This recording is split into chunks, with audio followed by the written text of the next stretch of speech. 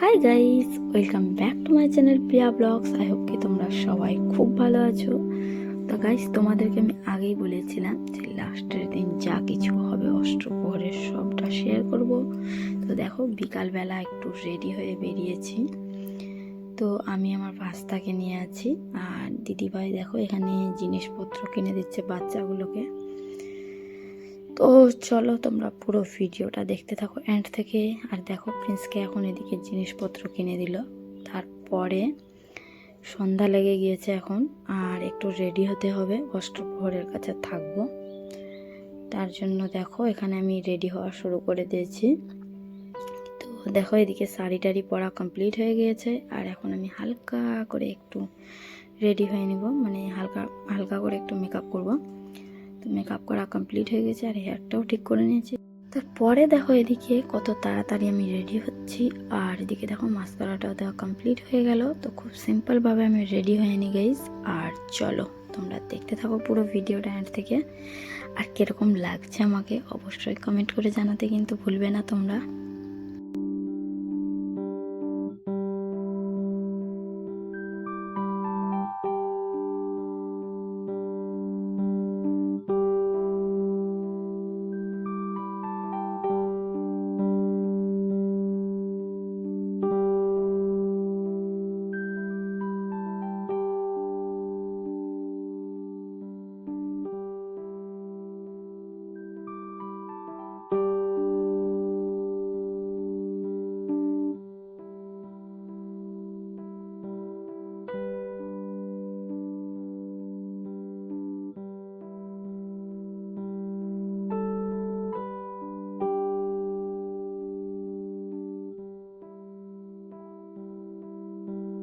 তারপরে দেখো গাইস, এদিকে আমার পুরোপুরিভাবে রেডি হওয়া কমপ্লিট হয়ে গিয়েছে, আর এখন আমি সোয়েটারটা চাদরটা নিয়ে নিলাম।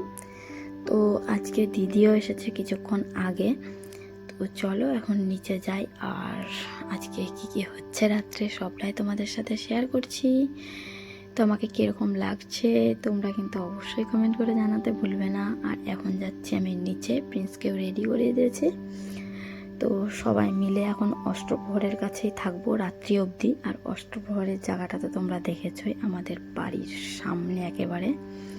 তো এখন যাচ্ছি বাইরে, দিদিরা সবাই মিলে আমরা যাচ্ছি, আর খুব এনজয় হবে। তো চলো দেখতে থাকো।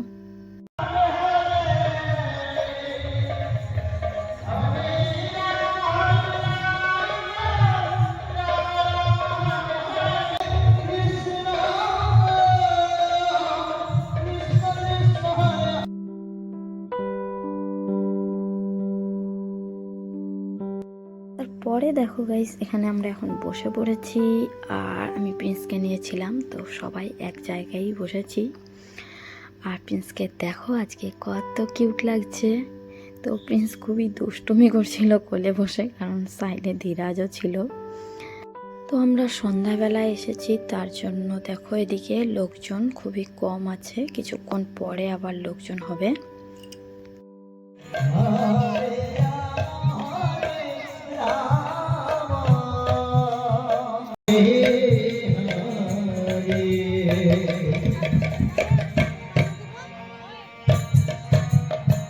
তো এদিকে দেখো কিছুক্ষণ কীর্তন দেখার পরে আমরা সবাই মিলে একটু বাইরে আসলাম, আর এদিকে ভাবলাম যে কিছু খাওয়া দাওয়া করা যাক আর একটু ঘোরা যাক, কারণ দিদি আজকে প্রথমের দিন এসেছে। তো এখানে চলে এসেছি আমরা, আর এদিকে দেখো একটু কসমেটিকের জিনিসপত্র দেখছিলাম। তারপরে এখানে ধীরাজ একটু জেদ করছিল যে আমি জাম্পিংয়ে উঠবো, তো তার জন্য আবার দেখো ওইও গেল জাম্পিংয়ে উঠতে। আর এখানে দেখো কিরকম জাম্প দিচ্ছে, মানে খুব এক্সাইটেড ছিল যে কখন উঠবে। তারপরে দেখো এদিকে ওর খালি। তো এখানে থাকলাম একটু টাইম, পরে ভাবলাম যে সবারই জন্য কিছু না হোক। তো এখানে দেখো পেয়ারা মাখা করছে, তো এটা একটা জাহেম্বু হবে আমার, তো এই জন্য হাসছে। তারপরে পেয়ারা মাখা নিলাম, এখানে মিশালি নিচ্ছিলাম সবারই জন্য। তারপরে চলে আসলাম আমি আরেকটা আলাদা দোকানে, যেখানে মানে বাদাম টাদাম বিক্রি হচ্ছিল আর বনকুল মাখা ছিল। তো এখানে ধীরাজও নিল, আমিও নিলাম, সবাই মিলেই নিল, সব কিছুই নেওয়া হলো। তো চলো এখন চলে আসলাম আমরা ভিতরে, আর এখানে কীর্তন শুনবো। আর দেখো আমার কতগুলো জিনিস নিয়ে নিয়েছি, আমি এখানে বসে বসে খাবো আর কীর্তন শুনবো। তারপরে এদিকে দেখো এখন সন্ধ্যা আরতির টাইম হচ্ছে। আর আজকে কি বলবো গাইস, আজকে লাস্টের দিন, তো বাতাস ছিটাবে খুবই। আর প্রিন্সের মাথার মধ্যেও খুবই লেগেছিল একটা বাতাসার বাড়ি। তো খুব সাবধানে আছি আমি এখানে বসে। তারপরে এদিকে আমাদের শুরু হয়ে গিয়েছে এখন আরতি। আর আজকে আরতিতে কিন্তু খুবই এনজয় হয়েছিল, মানে লাস্টের দিন। আর সবাই নেমেছিল আজকে আরতিতে।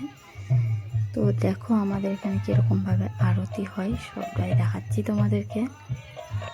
আর এখন কিন্তু লোকজন অনেক এসেছে অষ্টপ্রহরে, মানে এখন অনেকটাই টাইম হয়ে গিয়েছে। তো দেখতে পাচ্ছ আরতিতে। তারপরে দেখো এদিকে আমি এখন নেমে গিয়েছি।